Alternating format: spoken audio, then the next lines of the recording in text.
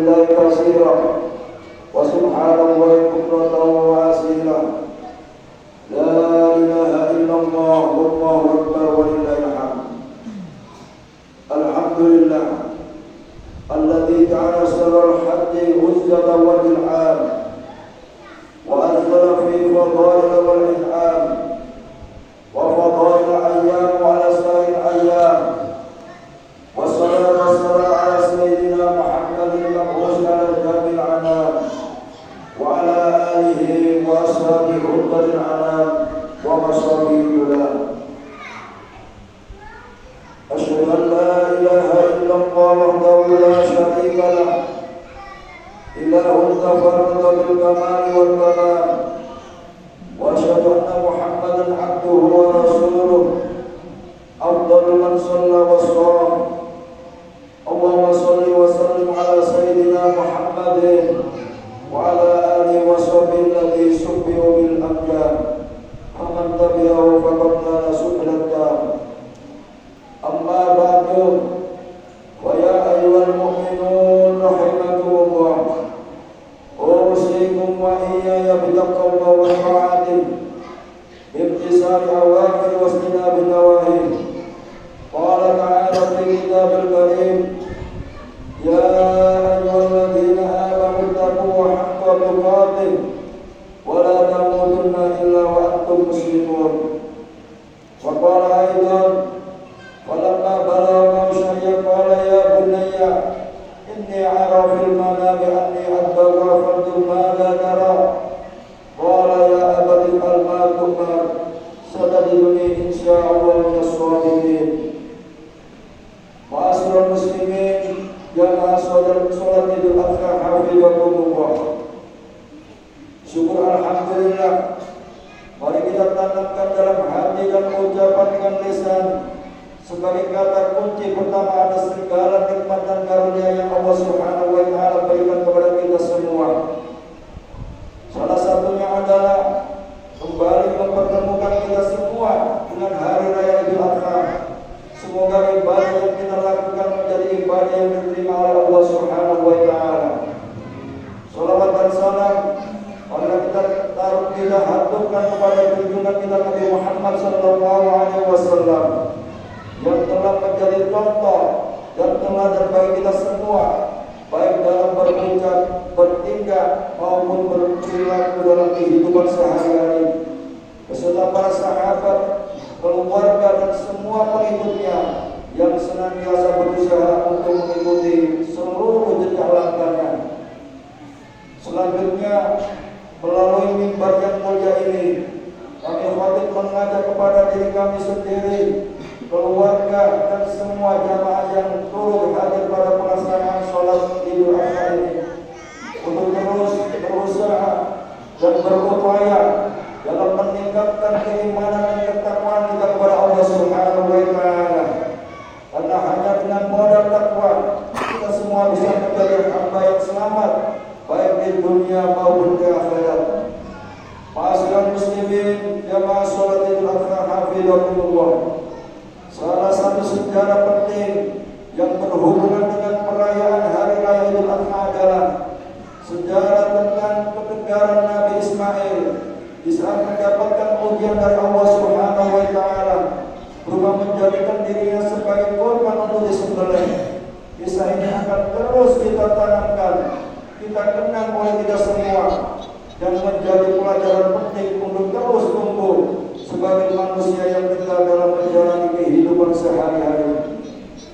Alkisah suatu saat ketika Nabi Ibrahim dikaruniai seorang anak yang sudah sangat ia dapatkan sejak dahulu, ternyata dalam tidurnya bermimpi menyembelih dan mengorbankan putra kesayangannya itu.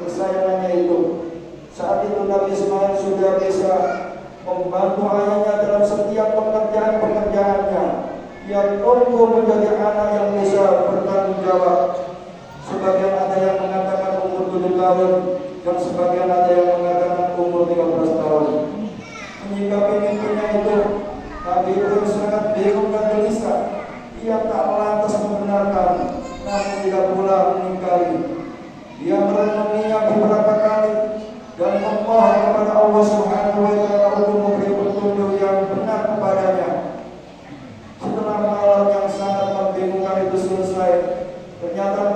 kedua bulan datang kepadanya mimpi yang sama. Begitupun dengan malam ketiga. Setelah mimpinya yang ketiga, barulah ia meyakini dan membenarkan bahwa mimpi itu benar-benar nyata dan harus dilaksanakan. Kisah ini sebagaimana terabadikan dalam Al-Quran surat As-Saffat. Allah Subhanahu wa Ta'ala mengisahkan perkataan Nabi Ibrahim kepada anak semata wayangnya setelah mengalami mimpi berkali-kali datang kepadanya.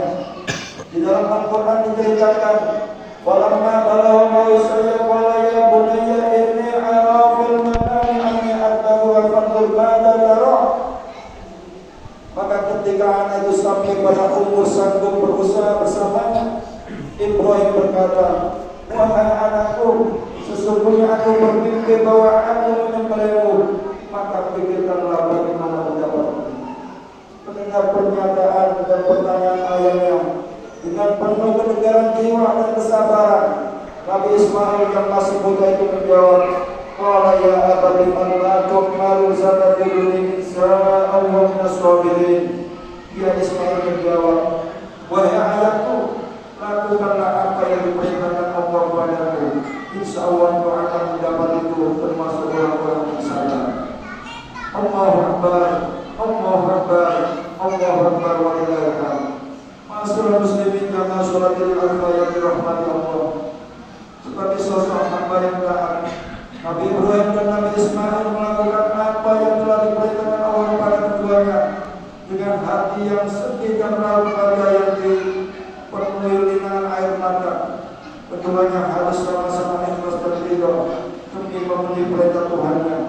Bahkan Nabi Ibrahim harus mengorbankan anaknya sendiri disembelih di hadapannya dan dilakukan dengan anaknya sendiri. Imam Fakhruddin Ar-Razi dalam salah satu kajian tafsir Mafatih Al-Ghaib mengisahkan percakapan keduanya ketika sudah sepakat untuk melakukan penyembelihan. Nabi Ibrahim membawa putranya ke Mina dan membaringkannya di atas tipisnya. Saat penuh kesedihan itu, Nabi Ismail berkata kepada ayahnya dengan penuh keikhlasan dan kesabaran, "Wahai ayahku, kencangkanlah ikatanku agar aku tidak lagi bergerak. Singsingkanlah bajumu agar darahku tidak mengotori. Dan jika nanti ibu melihat percikan darah itu, niscaya ia akan bersedih. Asa dulu pisaumu hingga tajam dan percepatlah gerakan pisau itu dari leherku agar terasa lebih ringan bagiku, karena sungguh kematian itu sangat dasar. Dan apabila engkau telah kembali, maka sampaikanlah salam kasih kepadanya. Dan jika engkau tidak menyerahkan diri ini, lakukanlah, mudah-mudahan bisa lebih memudahkan baginya." Nabi Ibrahim berkata, "Sungguh sebaik-baik pertolongan itu adalah kamu, wahai anakku, atas perintah Allah." Kemudian dia menghadap anaknya dengan liang air mata yang membasahi pipinya. Maka Ismail pun menangis. Di saat menegakkan itu, Nabi Ismail berkata kepada ayahnya, "Wahai ayahku, tutupkanlah dulu wajahku hingga aku tak terlihat olehmu. Karena bisa saja dengan terlihatnya wajahku, engkau akan selalu merasa iba, yang dengan perasaan tersebut bisa menjadi penghalang bagi kita untuk melaksanakan perintah Allah Subhanahu wa Ta'ala. Apalagi di hadapanku terlihat kilatan pisau tajam yang akan membuatku ketakutan." Lantas Nabi Ibrahim melaksanakan semua permohonan dan permintaan putranya itu. Namun ketika pisau itu disembelihkan ke leher Ismail, pisau yang begitu tajam tidak bisa melukainya. Bahkan berkali-kali pisau itu diasahnya hingga sangat tajam, namun tetap saja tidak bisa melukainya. Di saat itulah Allah Subhanahu wa Ta'ala berfirman, "Wa nadainahu ya Ibrahim, qad sadaqta ru'ya, inna kadzalika nafsil muslimin, inna hadza lawal bala'ul mubin, wa fadainahu bidhikrin 'adzim, wa tarakna 'alaihi fil akhirin." Lalu kami panggil dia, "Wahai Ibrahim, sungguh engkau telah membenarkan mimpi itu. Sungguh demikianlah kami memberi balasan kepada orang-orang yang berbuat baik. Sesungguhnya ini benar-benar suatu ujian yang nyata, dan kami balas anak itu dengan seekor sembelihan yang besar, dan kami abadikan untuk Ibrahim ujian di kalangan orang-orang yang dalam dunia. Allahu Akbar, Allahu Akbar, Allahu Akbar, walillahil hamd. Ma'asyiral muslimin, jamaah sholat Idul Adha, hafizakumullah. Itulah kisah ketegaran Nabi Ismail dalam menjalankan perintah dari Allah Subhanahu wa Ta'ala. Ia lakukan semuanya dengan penuh keikhlasan dan kesabaran, sekalipun nyawa akan menjadi taruhannya. Sungguh semua itu menjadi suri teladan yang sangat mulia bagi kita semua untuk kita pelajari dan kita ikuti jejak langkahnya dalam membangun jiwa yang tegar dan sabar. Oleh karena itu, marilah kita jadikan momentum perayaan dan pelaksanaan sholat Idul Adha ini sebagai ajang untuk meneladani ketegaran jiwa Nabi Ibrahim beserta keluarga dalam bersabar atas segala ujian yang diberikan oleh Allah Subhanahu wa Ta'ala, sehingga